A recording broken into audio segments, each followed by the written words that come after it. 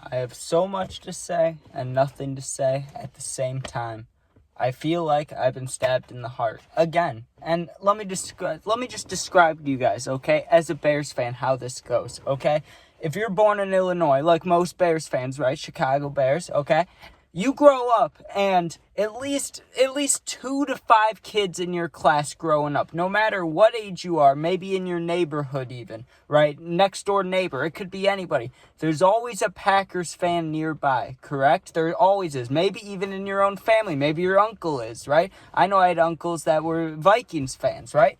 Things like that happen. When you're in Chicago, there are Packers fans everywhere. So when it comes to the Bears and Packers rivalry, when it comes to Bears football in general, the Packers fans are very close by, always talking, right? Always talking. And they have every right to. We have now not beat them in 11 straight games. And oh man, this is the worst possible fucking outcome that could have happened for today. The worst way the Bears could have lost. Now listen to me. Oh, it was a close game. At least we showed heart. Fuck that. On every fucking level, fuck that.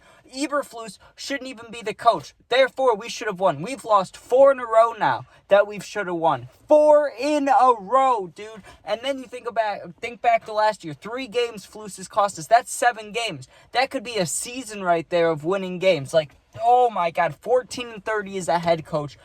The Chicago Bears organization as a whole, it just makes me think, right? Are we living in a simulation? Like, we have to be, right? Like, some dude is just playing his Sims game, right? And he's like, yo, it would be hilarious if no matter how much they tried, this team just loses in the most saddest ways, right? And then they're like, you know what? Instead of spreading it out across, like, 20 years, let's put it all in this season, right? Let's just make this season fucking terrible. It's so bad. You go back to last year, the Bears should have fired Flus at the end of the season. Everybody knew that. A lot of people wanted him gone, and they said they were going to keep him. It's like, fuck. We could have kept Fields, just drafted an offensive line. But listen to me. Listen to what I'm about to say. It's not that we've made the wrong decisions or we've made the right decisions, right? No matter what decisions we make, we could have a 42-year-old Jay Cutler in right now. We could have anybody playing for us. We could have Mahomes, right?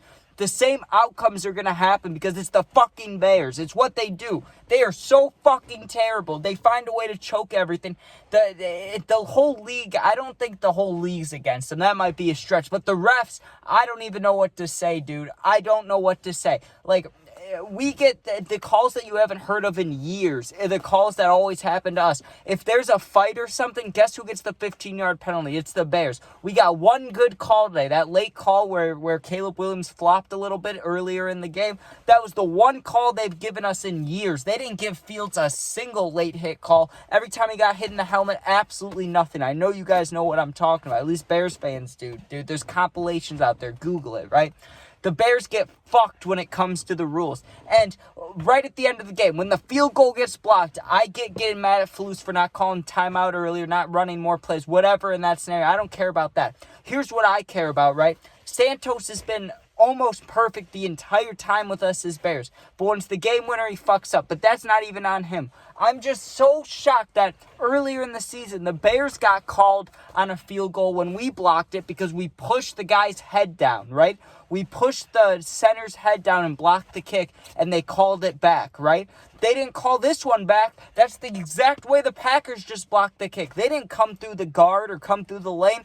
He did go through the lane, but he pushed down on the center snap, on the long snapper, Scott Daly. Like, how does this happen? How not only do we lose, right, a heartbreaking loss to the Packers of all people, right? It just seems, I don't know if it's rigged. I don't know if the world's just fake and made up and this is just a storyline. And I don't understand how the fuck these things can happen. 46-yard kick. That's the exact distance the double doink was that Cody Parkey missed. When I saw 46 yards, I mean, even before I saw that, when I just saw Santos lining up, something in my heart told me they're going to miss. Just like when Jaden Daniels got the Hail Mary, something in my heart told me they're going to miss. Just like in 2018 when the Bears were playing the Eagles and the double doink was about to happen, something told me, oh, Parkey's had a lot of doinks this year. He's going to miss it, right?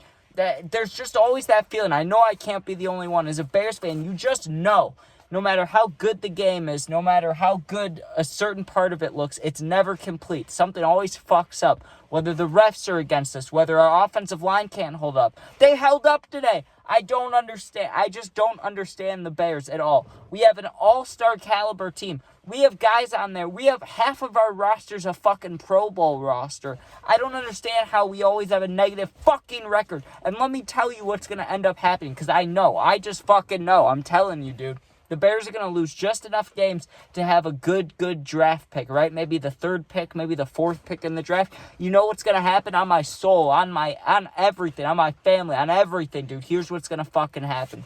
They're going to be looking at the draft. The Bears have more picks this year, right? Everyone in the world knows if they draft an offensive line, their team will be good in the 2025-2026 season, right? But what would the Bears do instead? They will draft Travis Hunter or some shit, or the Ashton Gianti. They'll fucking draft some position player that's super good, that's not needed, and then a veteran will relieve us, right? Let's say we draft Travis Hunter. Well, then Jalen Johnson leaves. The Bears suck as an organization. I don't know if it's that fucking old lady Virginia, who it is, right? But the whole team fucking sucks. Everybody needs to leave, though. Everything, dude. It's the whole organization as a whole. It makes us fans feel fucking stupid, dude. Are we just supposed to keep just loving the team that is just hurting us? And these are all winning games. These are all games that we should fucking win, dude. These are all games we should win. How is our defense, right?